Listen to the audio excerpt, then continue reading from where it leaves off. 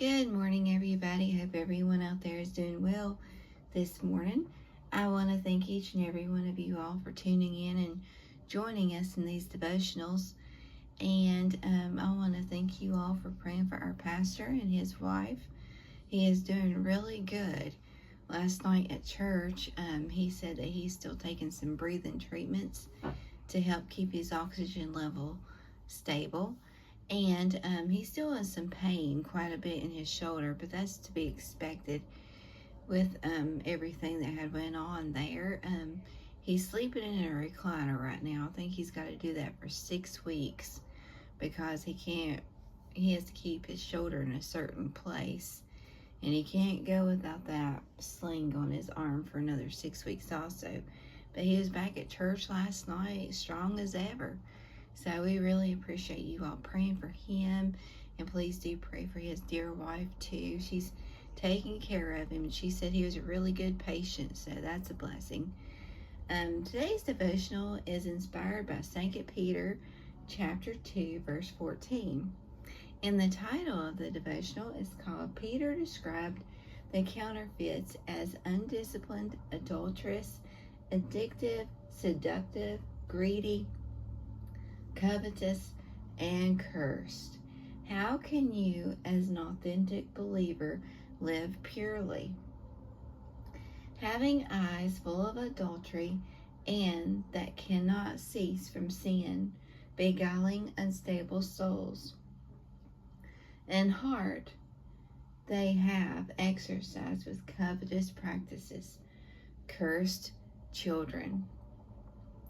They have eyes full of adultery, and their unstable appetite for sin and addiction to sin makes it so they cannot cease from sin. They beguile, entice, and seduce weak and unstable people into sin. They have become experts in greed, and their hearts have been trained in covetous practices. As cursed children, they live outside of God's blessings. Now I will ask you 3 questions, and I'll go ahead and go into the devotional. Number 1, how do people sin with their eyes? Number 2, how does someone become so addicted to sin that they live their lives seducing others into the same sin? Number 3, how would you describe someone who is an expert in greed? Unless you are sleeping, the eye gate is always open and active from a little child. You are taught a song called, "Oh, be careful, little eyes, what you see." As a growing teen or older adult, you need to continue singing the same song. God reminds us of this truth many times in His Word. Let thine eyes look right on, and let thine eyelids look straight before thee. I made a covenant with mine eyes. Why then should I think upon a maid? But I say unto you that whosoever looketh on a woman to lust after her hath committed adultery with her already in his heart. For all that is in the world, the lust of the flesh, and the lust of the eyes, and the pride of life, is not of the Father, but is of the world. Proverbs 4:25, Job 31:1, Matthew 5:28, 1 John 2:16. What starts with the eyes can become an addiction of the heart. If you never want to become a slave to sin, if you never want to live a life of addiction, if you never want to build a life of mistrust from those you love the most, keep your eyes focused on God and turn them away from evil. What natural disgraces of pornography can be seen in 2 Peter 2, verse 14?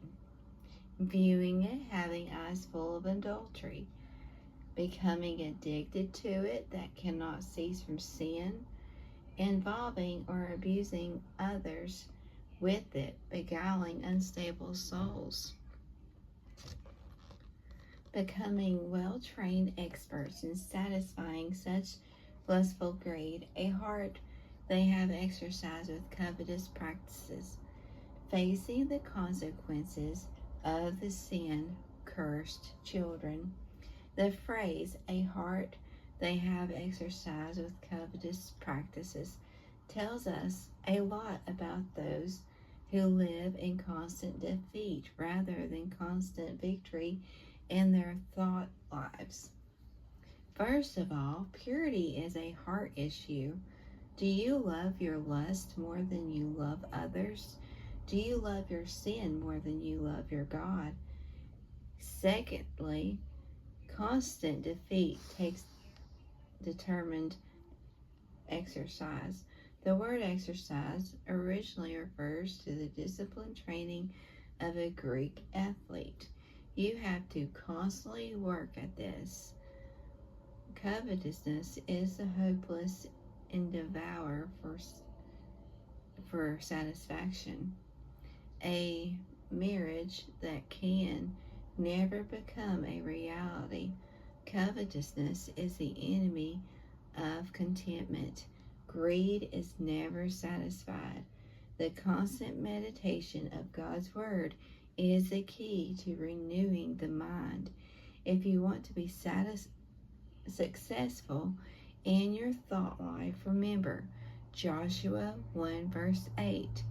This book of the law shall not depart of thy mouth, but thou shalt meditate therein day and night, that thou mayest observe to do according to all that is written therein.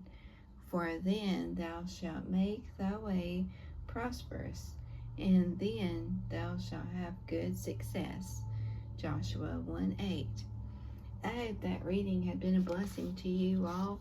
Like I always say, I always get something out of everything that I read here in this devotional. I'm glad I picked it up that day when I was with Jalen at regionals. I have another one too that I might share with you after this one. So I hope you all have a wonderful and blessed day today, and may God bless y'all.